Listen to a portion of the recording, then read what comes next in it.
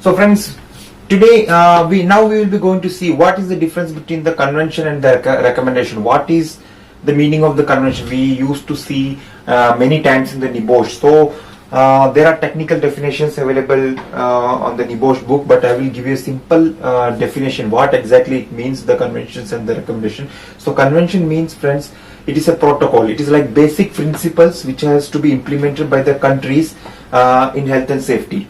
So it will bind all the international treaties, all the international organizations like the ILO, all the governing bodies, everything will be binded by these international treaties, and this is the basic principles which is to be implemented by all the countries where they are going to implement the health and safety principles. So what is recommendation? So recommendation is like non-binding guidelines which will supplement the conventions by providing more detailed guidelines or how it could be applied. Like recommendations will be like detailed guidelines which will help the conventions to achieve the principles of the health and safety.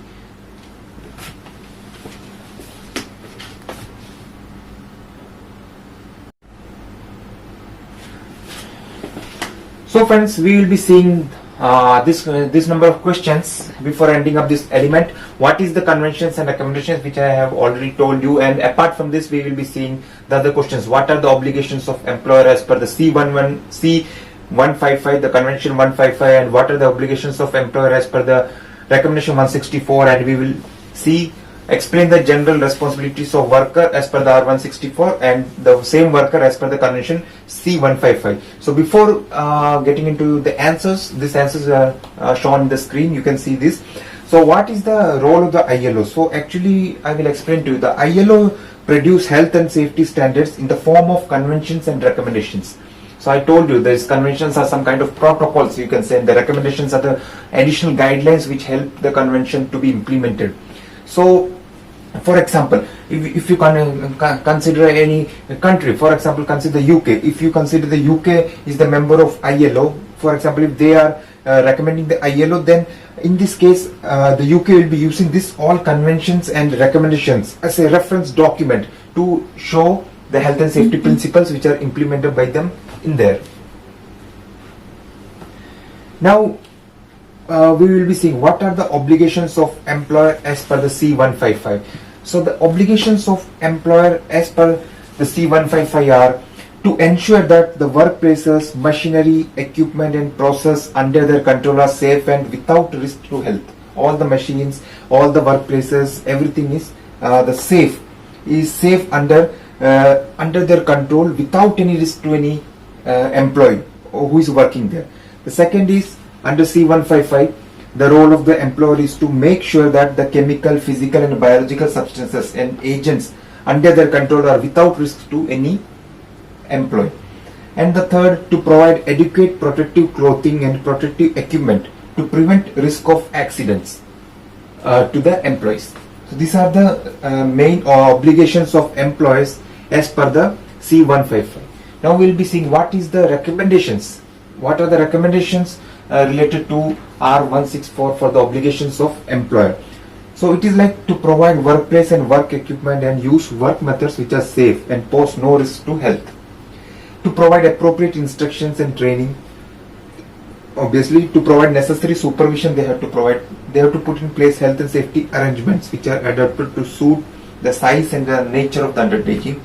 They have to provide any necessary personal protective clothing and equipments which are free of charge to the people. They have to ensure that hours of work do not adversely affect employees' safety and health. And they have to take measures to eliminate any extreme physical and mental fatigue. They have to stay up to date with knowledge in order to comply with all the above points which I have told you. Now we will be seeing what are the general responsibilities of workers as per the R164. So if you see the recommendations of R164, what are the general responsibilities of workers are? They have to take the responsible care of their own safety and that of other people who might be affected by the things that they do and the things that they fail to do. Similarly, they have to comply with all the safety instructions and procedures. They have to use all the safety equipment properly and not tamper with it. Then what is the responsibilities of worker as per the C155? So as per the Convention C155, the right to be provided with adequate information on actions the employer has taken to ensure occupational safety and health. The right to the necessary training in occupational safety and health. The right to be consulted by the employer on all matters of occupational safety and health relating to their work. So friends, this is the important questions from the element 2, but surely we will be also discussing some exam question papers also. So stay tuned to the channel. We'll meet you very soon in the next video.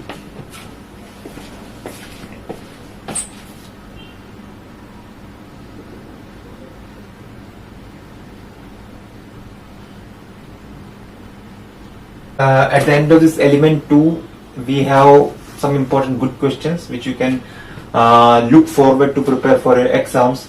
The first one will be, who should sign the policy statement? We have already discussed the top management, the MD, the CEO are able to sign the policy statement. The second is, what health and safety responsibilities do all workers have?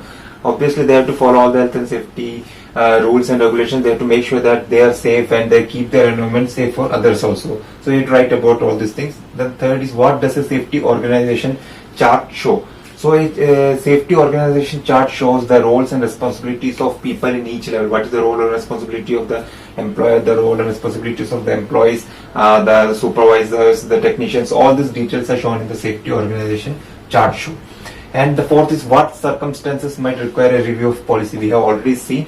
So friends, I hope you liked today's video. This is the end of the element 2. We will be going to see very soon the element 3, where we will be discussing about the health and safety culture and other details. So as I always used to say, don't forget to subscribe and share our channel with your other friends. So see you very soon in our next video. Hi friends, please like, share and subscribe our channel and press bell icon to get notifications of our new videos.